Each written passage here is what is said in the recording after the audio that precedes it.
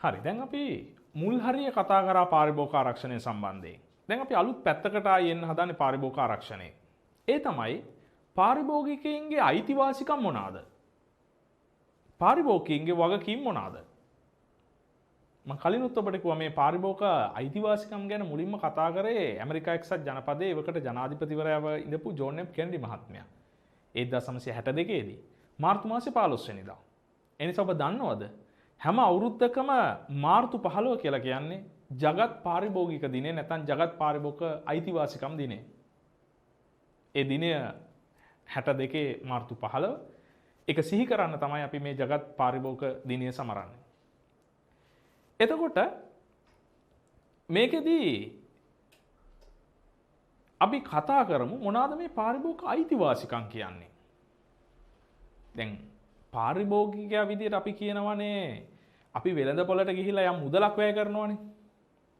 පාරිභෝගිකයා විදියට අපි වෙළඳපොළට ගිහිල්ලා වැය කරන මුදලට සාධාරණ ප්‍රමාණවත් උක්තියක් ලබා ගැනීම සඳහා පාරිභෝගිකයා වෙත සලසලා තියෙන හිමිකම් අපි පාරිභෝගික අයිතිවාසිකම් කියලා කියනවා. ඉතින් පාරිභෝගික අයිතිවාසිකම් 8ක් තියෙනවා දැනට ලෝකෙ පිළිගත්ත. දැන් මම ඉගෙන ගන්න කාලෙත් මේ 8ම තමයි තිබුණේ. මං උගන්වන්න පටන් ගත්ත කාලෙත් මේ 8ම තමයි තිබුණේ. දැන් තියෙන්නේ ඒ 8ම තමයි. එහෙනම් වැදගත් දේ වෙන්නේ මොකද්ද? මේ දේවල් දැන් තව කල් ගන්නේ නැතුව මේවා පාඩම් කරලා ඉවර කරගන්න ඕනේ. එදිනෙදා ජීවිතේදී මතක් කරන්න ඕනේ මට මෙන්න මෙහෙම අයිතිවාසිකමක් තියෙනවා පාරිභෝගිකයෙක් විදියට කියලා. එහෙනම් පාරිභෝගික අයිතිවාසිකම් ගැන මම කතා කරන්නම්කෝ. පාරිභෝගික අයිතිවාසිකම්. ඔයාලට ඕන පොඩි ෂෝට් නෝට් එකක් මාත් එක්ක උනන් ලියාගත හැකියි. පාරිභෝගික අයිතිවාසිකම් මූලිකවම ප්‍රකාශයටපත් කරේ ඇමරිකාවේ එවකට හිටපු ජනාධිපතිවරයා ජෝන් එෆ් කෙනඩි. එයා පාරිභෝගික අයිතිවාසිකම් 4ක් කිව්වා. පසු කාලීනව පාරිභෝගික ජාත්‍යන්තරය කියන ආයතනය දැන් ලෝකේ පාරිභෝගිකයන්ගේ අයිතිවාසිකම් රැක ගැනීම සඳහා ක්‍රියාත්මක වන ආයතනය තමයි පාරිභෝගික ජාත්‍යන්තරය. කන්සියුමර් ඉන්ටර්නැෂනල් කියලා අපි කියනවා. පාරිභෝගික ජාත්‍යන්තරයේ සභාපති අන්ව පසාල් මහත්තයා පාරිභෝගික වගකීම් ටිකක් ගැන කිව්වා. මම ඒ වගකීම් ගැන වෙනම කතා කරන්න එන්නම්. පාරිභෝගික ජාත්‍යන්තරය තවත් අයිතිවාසිකම් 4ක් හඳුන්වලා දුන්නා. පාරිභෝගික ජාත්‍යන්තරය. එතකොට ජෝන් එෆ් කෙනඩි මහත්මයා අයිතිවාසිකම් 4යි. පාරිභෝගික ජාත්‍යන්තරය අයිතිවාසිකම් 4යි. ඔක්කොම දැන්ට ලෝකෙ පිළිගන්න පාරිභෝගික අයිතිවාසිකම් තියෙනවා 8ක්. ඒ කියන්නේ පාරිභෝගික ජාත්‍යන්තරය ඒගොල්ලෝ කියපු 4යි මේ ජෝන් එෆ් කෙනඩි මහත්මයාගේ 4යි දෙකම පිළිගන්නවා. එතකොට ඔක්කොම 8ක් දැනට අපි කතා කරනවා. මේකේ පළවෙනි එක. ලේසි ටිකක් මතක තියාගන්න. සිංහල කොඩිය පටන් ගන්න අයන්න එන්නේ. එහෙනම් අපි මේ පාරිභෝගික අයිතිවාසිකම් පටන් ගමු අයන්නෙන්න. මොකද්ද පළවෙනි එක? ආරක්ෂාව සලසා ගැනීමට ඇති අයිතිය. ආරක්ෂාව සලසා ගැනීමට ඇති අයිතිය. ඒ කියන්නේ මොකද්ද? ආරක්ෂාව සලසා ගැනීමට ඇති අයිතිය. ඒ කියන්නේ පාරිභෝගිකයා විදියට අපේ ජීවිතයට හෝ සෞඛ්‍යයට හෝ අහිතකර වෙන්නා වූ කුමන හෝ ආකාරයක භාණ්ඩ සැපීම් වලින් සේවා සැපීම් වලින් නිෂ්පාදන ක්‍රියාවලිය වලින් ආරක්ෂාව සලසා ගන්න අපිට තියෙන අයිතිය තමයි අපි කියන්නේ මෙතනදී ආරක්ෂාව සලසා ගන්න තියෙන අයිතිය කියලා. දෙවැනි එක තොරතුරු දැන ගැනීමට ඇති අයිතිය. දැන් වෙළඳපොලේ ව්‍යාපාරිකයෝ ගනුදෙනුකරුවන් රවට්ටන්න විවිධ තොරතුරු දෙනවා. අවංක නොවන අය කියන්නේ. නොමග යවන සුළු ප්‍රචාරණ තියෙනවා. ලේබලේ වැරදි තොරතුරු සමහරක් වෙලාවට දාලා තියෙනවා. මේවෙන් ආරක්ෂා වීම සඳහා නැනවත් තෝරා ගැනීමක් කරන්න අවශ්‍ය තොරතුරු දැනගන්න අපි හැමෝටම අයිතියක් තියෙනවා. ඒතර වෙළඳපොලේදී ගනුදෙනුකරුවා විදියට ගිහිලා භාණ්ඩයක් එක සැරේ මිලදී ගන්නේ නැතුව ඒ ගැන තොරතුරු අහන්න වෙළෙන්දාගෙන් අපිට අයිතියක් තියෙනවා කියන එක. ඊට පස්සේ තෝරා ගැනීමට ඇති අයිතිය. තෝරා ගැනීමට ඇති අයිතිය. වෙළඳපොළට ගිහිල්ලා භාණ්ඩ අතරින් අපි ගෙවන මුදලට සාධාරණ වටිනාකමක් තියෙන තෘප්තියක් තියෙන භාණ්ඩයක් ගන්න තෝරලා ගන්න අපිට අයිතියක් තියෙනවා. මම තුනක් කිව්වා. ආරක්ෂාව සලසා ගන්න තියෙන අයිතිය, තොරතුරු දැනගන්න තියෙන අයිතිය, කිරිසටහනක් ලියාගත්තත් කමක් නැහැ ගමම තෝරා ගැනීමට ඇති අයිතිය.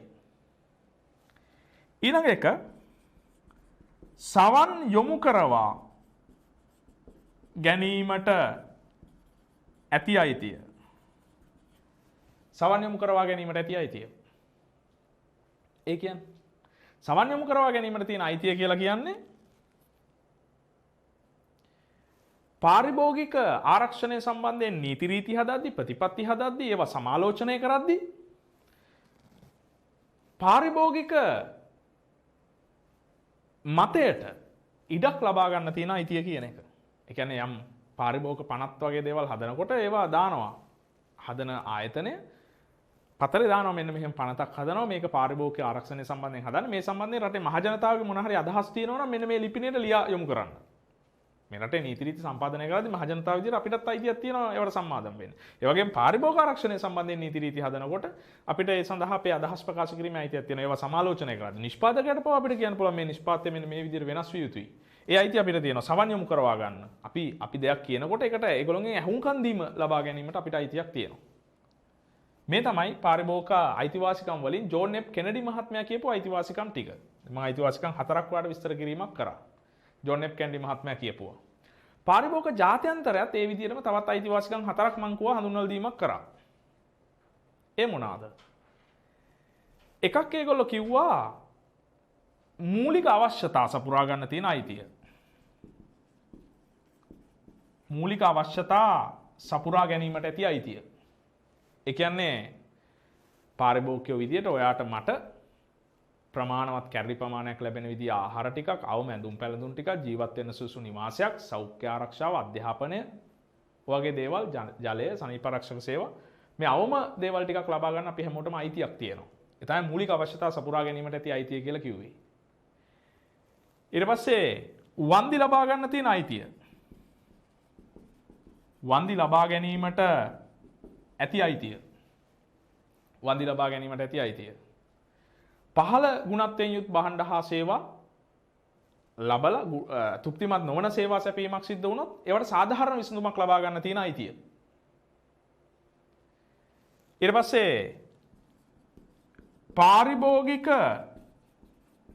අධ්‍යාපනයට ඇති අයිතිය. පාරිභෝගික අධ්‍යාපනයට ඇති අයිතිය. ඒ කියන්නේ වෙළඳපොළට ගිහිල්ලා නැනවත් තෝරා ගැනීම කරන්න නම් අපි දැනන් ඉන්න එපා අපේ පාරිභෝගික අයිතිවාසිකම් මොනවාද පාරිභෝගික වගකීම් මොනවාද ඒව ගැන දැනුවත් වෙන්න. ඒව ගැන අධ්‍යාපනය ලබන්න. ඒ අවශ්‍ය කරන කුසලතා දැනුම කුසලතා අත්පත් කරගන්න අපිට අයිතියක් තියෙනවා. අපි පාරිභෝගික අධ්‍යාපනය ලබන්නේ කාටවත් වළක්වන්න බෑ. ඒක අපේ අයිතියක්. ඊට පස්සේ සෞඛ්‍ය සම්පන්න පරිසරයක ජීවත් වෙන්න තියෙන අයිතිය. සෞඛ්‍ය සම්පන්න පරිසරයක ජීවත් වීමට ඇති අයිතිය.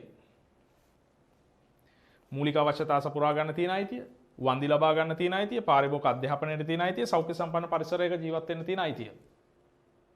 හරි. මේ තමයි පාරිභෝගික අයිතිවාසිකම්. ජෝන් එෆ් කෙනඩි මහත්මයා කියපුවයි පාරිභෝගික ජාත්‍යන්තරය කියපුවයි. මේ අයිතිවාසිකම් ටික අපිට ළඟා කරගන්න නැත්නම් මේ අයිතිවාසිකම් අපිට තියෙන දේවල් පාරිභෝගිකයා විදියට. අපි මේ සම්බන්ධයෙන් පොඩි සටහනක් ලියාගමු.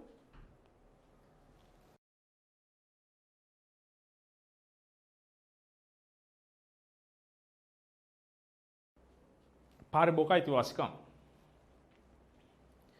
පාරිභෝගිකයා ගෙවන මිලට ප්‍රමාණවත් තෘප්තියක් ලබා දීම සහතික කිරීම පිණිස පාරිභෝගිකයා වෙත ප්‍රකාශ කර ඇති හිමිකම් තමයි අපි පාරිභෝගික අයිතිවාසිකම් කියලා කියන්නේ. ගණන් කෙටියෙන් ලියාගමු මතක් වෙන්නත් එක්ක. පාරිභෝගිකයා ගෙවන මිලට ප්‍රමාණවත් තෘප්තියක් ලබා දීම සහතික කිරීම පිණිස පාරිභෝගිකයා ගෙවන මිලට ප්‍රමාණවත් තෘප්තියක් ලබා දීම සහතික කිරීම පිණිස පාරිභෝගිකයා වෙත ප්‍රකාශ කර ඇති හිමිකම් පාරිභෝගික අයිතිවාසිකම් ලෙස හැඳින්වේ.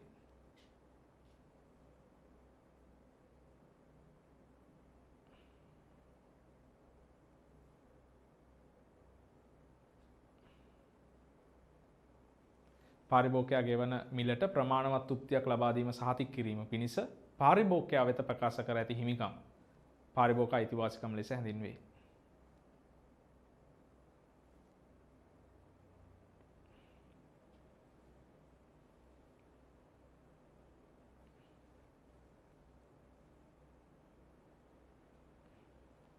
පාරිභෝගිකයා ගෙවන මිලට ප්‍රමාණවත් උක්තියක් ලබා දීම සහතික කිරීම පිණිස පාරිභෝගිකයා වෙත ප්‍රකාශ කර ඇති හිමිකම් පාරිභෝගික අයිතිවාසිකම් ලෙස හැඳින්වේ. එම අයිතිවාසිකම් ජාත්‍යන්තරව පිළිගත් අයිතිවාසිකම්. ඔබටත් මටත් පාරිභෝගිකයන් විදිහට මේ අයිතිවාසිකම් හිමි. ඒ කීපයක් අපි ගත්තොත් ඒ ප්‍රකාශයට පත් කරපු අය අපි මුලින්ම ලියාගමු. අපි කෙටියෙන් කිව්වොත් ජෝන් එෆ් කෙනඩි මහත්මයා. ඒ කාලේ ඔහු තමයි ඇමරිකාවේ හිටපු ජනාධිපතිවරයා. ජෝන් එෆ් කෙනඩි කියලා ඔබ කෙටියෙන් ලියාගත්තත් කමක් නැහැ. ජෝන් එෆ් කෙනඩි මහත්මයා. ඇමරිකා එක්සත් ජනපදයේ හිටපු ජනාධිපති ජෝන් එෆ් කෙනඩි. ඊට පස්සේ පාරිභෝගික ජාත්‍යන්තරය. අද පාරිභෝගික සමස්ත පාරිභෝගිකයන්ගේ අයිතිවාසිකම් සුරකින්න ඉන්න ආයතනය. ඇමරිකා එක්සත් ජනපදයේ හිටපු ජනාධිපතිවරයෙකු ජෝන් එෆ් කෙනඩි මහතා සහ පාරිභෝගික ජාත්‍යන්තරය.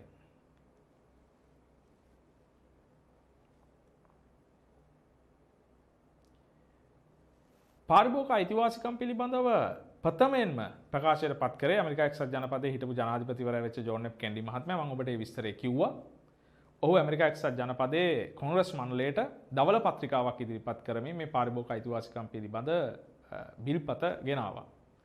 ඉතින් ඒක නිසාම හැම අවුරුද්දකම මාර්තු මාසේ 15 වෙනිදා ජගත් පාරිභෝගික අයිතිවාසිකම් දිනය නැත්නම් අන්තර්ජාතික පාරිභෝගික අයිතිවාසිකම් දිනය විදිහට අපි හැඳින්වීමක් කරනවා. ජනාධිපති ජෝන් එෆ් කෙනඩි මහතා විසින් ප්‍රකාශයට පත් කරපු අයිතිවාසිකම් 4 තමයි අපි පළමුව කතා කරන්න හදන්නේ. අපි ඒවා ලියාගමු එකෙන්ක විස්තරාත්මක ඔබ පසුව ලියාගන්න. එක ආරක්ෂාව සලසා ගැනීමට ඇති අයිතිය. ඒකේ අදහස ඔබ බලන්න. ආරක්ෂාව සලසා ගැනීමට ඇති අයිතිය.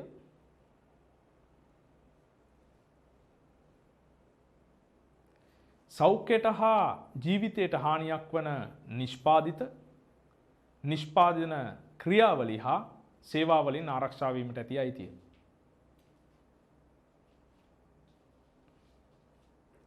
සෞඛ්‍යයට හා ජීවිතයට හානියක් වන නිෂ්පාදන ක්‍රියාවලි හා සේවාවලින් ආරක්ෂා වීමට ඇති අයිතිය.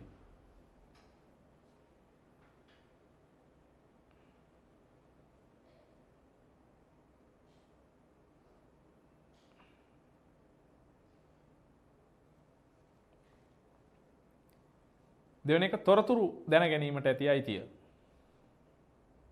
තොරතුරු දැන ගැනීමට ඇති අයිතිය.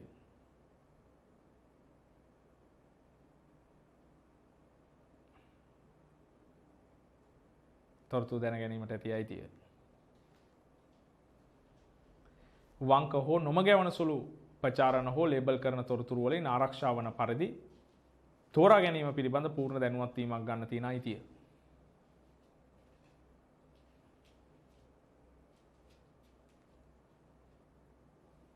තෝරා ගැනීමට ඇති අයිතිය.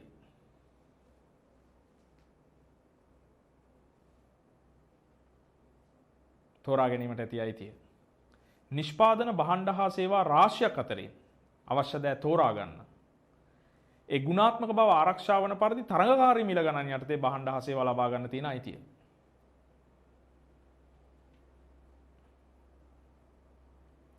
පාරිභෝගිකයා වියදම් කරන මුදලට සැබෑ වටිනාකමක් ලබා ගන්න අපිට අයිතියක් තියෙනවා. හොඳ ගුණාත්මක භාණ්ඩයක් තෝරා ගැනීම තුල ගෙවන මුදලට සාධාරණ වටිනාකමක් ලැබෙන භාණ්ඩයක් ගන්න. එහෙනම් දැන් මම තුනක් කිව්වා. ආරක්ෂාව සලසා ගන්න තියෙන අයිතිය, තොරතුරු දැන ගන්න තියෙන අයිතිය, තෝරා ගන්න තියෙන අයිතිය. ඊට පස්සේ සවන් යොමු කරවා ගැනීමට ඇති අයිතිය.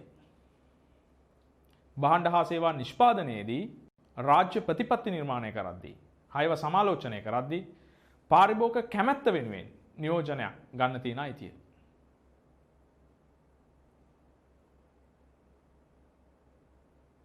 ඒ වගේම මේ පාරිභෝගික ආරක්ෂණය සම්බන්ධයෙන් නීති රීති හදද්දී, රාජ්‍ය ප්‍රතිපත්ති හදද්දී, ඒ රාජ්‍ය ප්‍රතිපත්ති සමාලෝචනය කරද්දී පාරිභෝගිකගේ හඬට අවධානය යොමු කරවා ගන්න තියෙන අයිතිය ගැනයි මේ කතා කරන්නේ.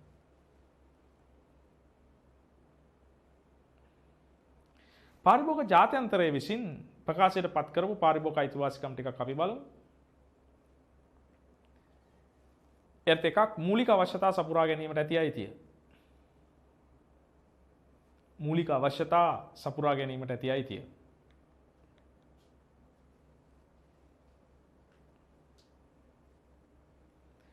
අත්‍යවශ්‍ය භාණ්ඩ හා සේවා ප්‍රමාණයක්. ඒ කියන්නේ ප්‍රමාණවත් කැලරි ප්‍රමාණයක් ලැබෙන ආහාර ප්‍රමාණයක්, ඇඳුම් පැළඳුම්, නිවාස, සෞඛ්‍ය ආරක්ෂාව, මෙන්න මේ දේවල් ලබා ගන්න තියෙන අයිතිය. මූලික අවශ්‍යතා සපුරා ගැනීමට ඇති අයිතිය. වන්දි ලබා ගැනීමට ඇති අයිතිය. වන්දි ලබා ගැනීමට ඇති අයිතිය.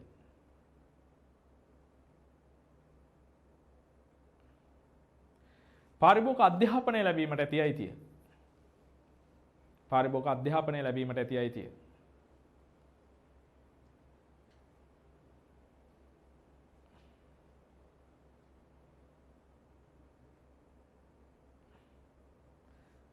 ඊළඟ සෞඛ්‍ය සම්පන්න පරිසරයක ජීවත් වීමට ඇති අයිතිය. තමන්ගේ ජීවිතේට තමන්ගේ ක්‍රියාකාරකම් වලට අහිතකර නොවන සෞඛ්‍ය සම්පන්න පරිසරයක ජීවත් වෙන්න තියෙන අයිතිය. මේ තමයි පාරිභෝගික අයිතිවාසිකම්. ඔබ මේක අද හෙට හයිසරයක් ලියලා පාඩම් කරගන්න ඕනේ. පාඩම් ඉදින ප්‍රමාණය මදි නම් පොඩි A4 එක වගේ ලියලා නිතර පේන තැනක බිත්තිය ගහලා තියාගත්තත් කමන්නේ. මං කියන්නේ මම ඉගෙන ගත්ත කාලෙත් මේ අටමයි තිබුණේ.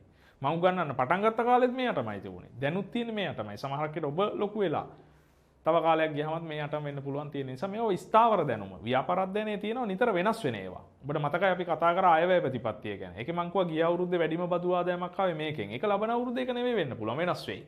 වෙනස් වෙන දැනුම තියෙනවා, ස්ථාවර දැනුම තියෙනවා. ඒ ස්ථාවර දැනුම ඔබට දැන්මම පාඩම් කරලා ඉවර කරගන්න පුළුවන් විභාග වෙනුවෙන්. අර වෙනස් වෙන දේවල් පොඩි දේවල් ටිකක් විතරයි. ඒතකොට අපිට විභාගේ ලඟ වෙලා පාඩම් කරගන්න ඉතුරු වෙන්නේ. හැබැයි අපි මේ ස්ථාවර දැනුමත් පාඩම් කරන්නේ නැතුව ඒවත් ගොඩ ගහගෙන ඉන්නවා අන්තිම මොහොත වෙනකම් පාඩම් කරන්න. ඒක තේරුමක් නැහැ. එහෙනම් ඒ වගේම 1980 ඉඳලා ලෝකේ තියෙන තවත් දෙයක් ගැන මම කියලා දෙන්නම්. ඒකත් මෑත කාලේ වෙනස් වෙලා නැහැ. ඒ තමයි පාරිභෝගික වගකීම.